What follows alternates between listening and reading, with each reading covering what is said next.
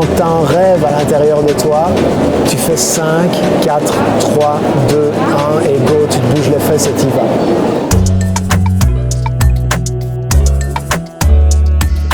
Je suis André Roberti, j'aide les personnes qui ont une sensibilité élevée à créer leur entreprise qui leur ressemble en s'appuyant sur leurs talents. Et je donne des conférences dans le monde entier sur le fait d'aller à la rencontre de ses dons, de ses talents. Et j'ai créé une école pour former des coachs de vie, pour aider les autres. Alors mon parcours, il est un peu atypique. Je me suis longtemps cherché, j'ai fait beaucoup de boulots différents. Et il y a un truc qui m'a beaucoup plu parce que j'adore la variété, j'aime le changement, puis j'aime les gens, j'aime l'humain. C'est quand j'ai commencé à aider les autres. J'ai fait du MLM, du marketing de réseau, comme Tupperware un peu. Mais en Belgique, c'était une boîte dans la finance. Là, j'ai travaillé pendant 7 ans et on vendait des assurances retraite, puis on recrutait des gens. Et là, j'ai appris à me libérer de ma timidité maladive, j'ai appris à parler en public, j'ai appris à maîtriser un peu toutes ces thématiques-là du coaching. Et aujourd'hui, je le fais en aidant les gens à révéler leurs dons pour mener la vie de leurs rêves, en fait. Très intéressant. J'aimerais savoir comment vaincre la timidité. Parce que comme ça, je sens que vous avez été quelqu'un de timide. J'aimerais savoir, vous pouvez m'en dire un peu plus? Ouais, c'est une super question. Moi, j'étais timide à un point où j'osais même pas parler à qui que ce soit.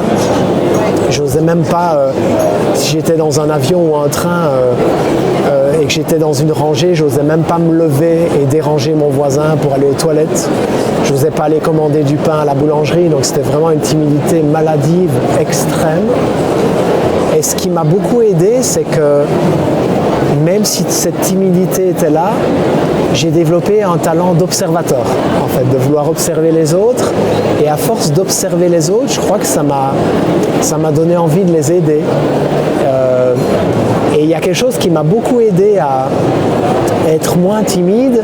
Je m'entraînais dans la rue à demander l'heure aux gens. Donc ça m'entraînait à apprendre à leur parler et à comprendre qu'ils n'allaient pas me manger et que tout se passerait bien. Et ça m'a beaucoup aidé, ce truc-là. Et un deuxième truc qui m'a aidé à entrer en lien avec les autres, c'était de leur faire des compliments sincères. Par exemple, de dire à quelqu'un, ouais, je trouve que vous avez une magnifique paire de lunettes, ou vous avez un beau sourire, vous avez une belle énergie. Donc c'est vraiment des compliments sincères, pas dans le but d'obtenir quelque chose de la personne, mais vraiment dans quelque chose qu'on pense, en fait. Et ça m'a aidé à créer un lien sympathique et joyeux avec les gens et à prendre confiance en moi. Quand vous avez vaincu la timidité, vous l'avez fait progressivement? Ouais, vraiment progressivement. Ça a été petit à petit. Et le fait de prendre des cours de théâtre, par exemple, ça m'a beaucoup aidé à apprendre à être sur scène, à me dévoiler et à me rendre compte que finalement tout se passait bien et que je pouvais continuer, en fait. Comment aujourd'hui vous voyez votre parcours? Je crois que je suis un peu fier quand même. Parce que je suis passé de timide maladif à quelqu'un qui donne des conférences dans le monde entier. Parfois il y a plusieurs milliers de personnes. Et ouais, je suis assez fier de ça, de ne pas pouvoir aller commander du pain à la boulangerie et donner des conférences dans certaines salles qui font plus de 1000 personnes. Donc ouais, un peu de fierté et puis une envie d'aider d'autres personnes à réaliser les mêmes choses. Quel conseil vous pourrez donner à quelqu'un qui fait face à la timidité? Si tu m'écoutes et que ces mots peuvent te parler, c'est de te rappeler qu'il y a un trésor qui est caché au fond de toi et dont le monde entier rêverait de connaître, en fait. Et va à la découverte de tes talents, de tes dons, de tout ce trésor que tu as à l'intérieur de toi et que tu as envie de proposer au monde. Et commence à le faire avec des gens en qui tu es en confiance, auprès de qui tu es à l'aise, et demande-leur des retours. Et puis tu vas pouvoir avoir la confiance nécessaire pour le faire avec des gens qui te connaissent un peu moins, puis peut-être un jour des inconnus, puis peut-être un jour une plus grande audience, et de prendre confiance petit à petit comme ça. Là, vous parlez de dons, mais j'aimerais savoir comment on développe ces dons, parce que parfois, on vit dans une société où, comment je pourrais dire ça, on a du mal à détecter nos dons, et c'est pas quelque chose de facile, et franchement, ça me fait penser à, comment ça s'appelle, à Jean-Claude Van Damme qui a dit que les bruits du monde, alors j'aimerais savoir, franchement, comment vraiment stopper les bruits du monde dans une société comme ça. Je vois très bien ce que tu veux dire. C'est une vidéo que je connais bien parce que j'aime beaucoup Jean-Claude Van Damme. C'est une vidéo qui explique d'aller dans le silence et d'arrêter d'écouter les bruits du monde. Et oui, ça peut être une vraie approche d'aller dans ce silence-là, une sorte de silence intérieur. On arrête d'écouter tout ce qu'on nous dit. Et moi, ça m'aide beaucoup d'aller dans la nature, de marcher et d'aller dans ce silence intérieur. Au niveau de mes dons, de mes talents, moi, ce qui m'a beaucoup aidé, c'est que j'ai été faire un sondage auprès des gens qui me connaissaient. Et je leur ai dit, selon toi, si j'avais un talent, si j'avais un don, lequel ce serait?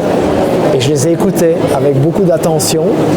Et plusieurs d'entre eux m'ont dit que j'étais un communicant. Et puis c'est comme ça que j'ai démarré les conférences auprès de 4 personnes. Et puis aujourd'hui avec beaucoup plus de monde dans différents pays.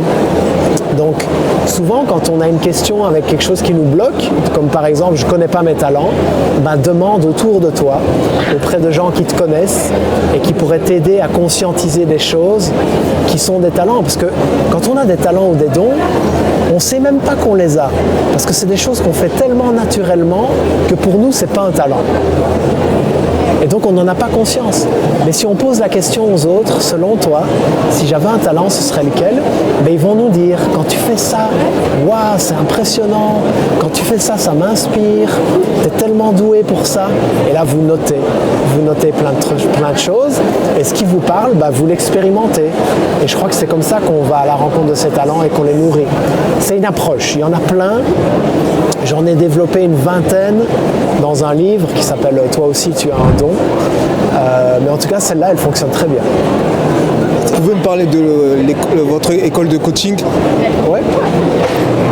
Donc j'ai créé une école de coaching qui s'appelle l'école de coaching du cœur et de l'âme et qui aide les personnes qui ont envie d'aider les autres à trouver leur talent d'accompagnant, leur talent de coach, qui apprennent à communiquer sur leur unicité, sur leur service. Et c'est aussi une école qui apprend à comment connecter avec quelqu'un qu'on veut aider de cœur à cœur. Parce que c'est là que ça se passe, ça ouvre vraiment la personne à se confier et à trouver les solutions qui sont en elle. Mot pour la fin. Le mot pour la fin, quand tu as un rêve à l'intérieur de toi, tu fais 5, 4, 3, 2, 1 et go, tu te bouges les fesses et tu y vas.